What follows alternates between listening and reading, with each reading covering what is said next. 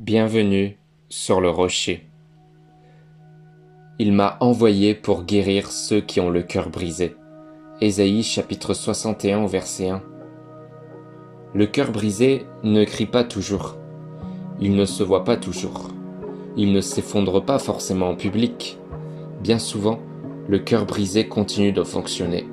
Il travaille, il sert, il sourit, il avance. Mais à l'intérieur, quelque chose s'est fendu.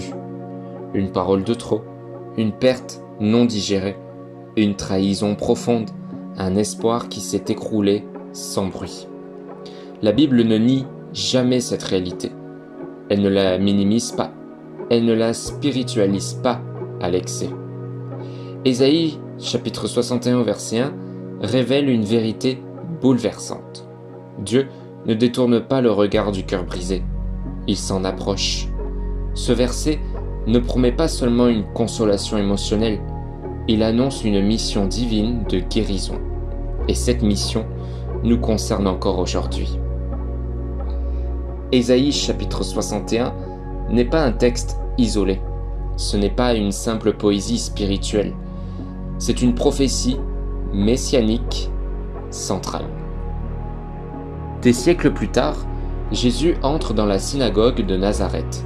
Il ouvre le rouleau, il lit Ésaïe chapitre 61, puis il déclare dans Luc chapitre 4 verset 18 « Aujourd'hui, cette parole est accomplie ».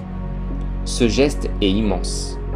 Jésus affirme clairement « Ce texte parle de lui, cette mission est la sienne, cette guérison passe par sa personne ». Cela signifie une chose essentielle.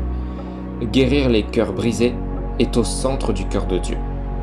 Ce n'est pas une mission secondaire, ce n'est pas un supplément spirituel, c'est une priorité divine. Le texte ne dit pas « ils ont réussi à s'en sortir, ils ont été assez forts, ils ont bien prié ». Non, il dit « il m'a envoyé ». La guérison commence toujours par une initiative de Dieu. Quand tu n'as plus la force de chercher, Dieu te cherche. Quand tu ne sais plus quoi dire, Dieu sait déjà. Quand ton cœur est trop brisé pour formuler une prière, la mission du Christ est déjà en mouvement vers toi. La foi biblique ne repose pas sur la performance, mais sur la grâce. Dans la Bible, un cœur brisé n'est pas simplement triste. C'est un cœur qui a perdu confiance, qui ne se projette plus, qui n'arrive plus à espérer.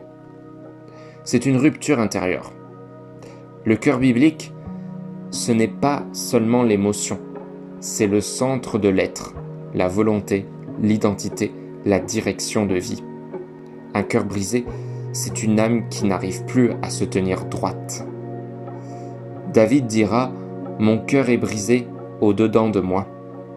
Dieu ne méprise jamais cet état, au contraire. Le texte ne dit pas « rassurer, calmer, endormir la douleur ». Il dit « guérir ».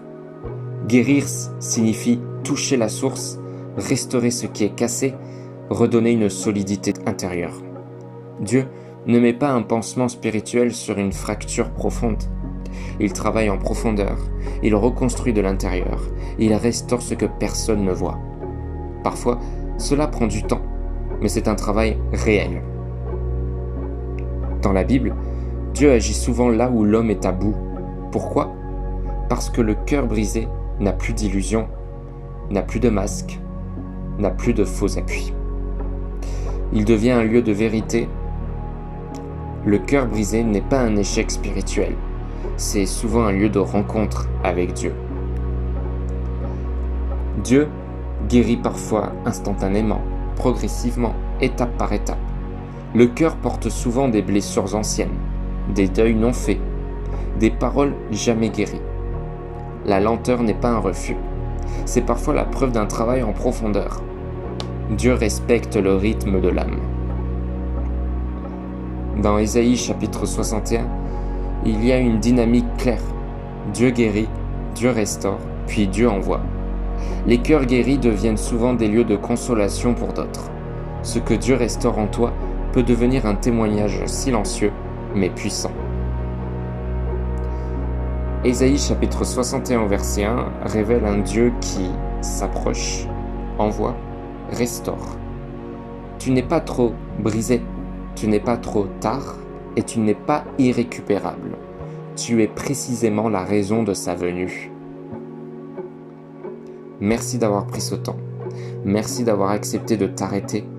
Ici sur le rocher, nous ouvrons la parole lentement, en profondeur, sans bruit, mais avec vérité. Que Dieu restaure ce qui est brisé, que sa paix garde ton cœur. Et à demain.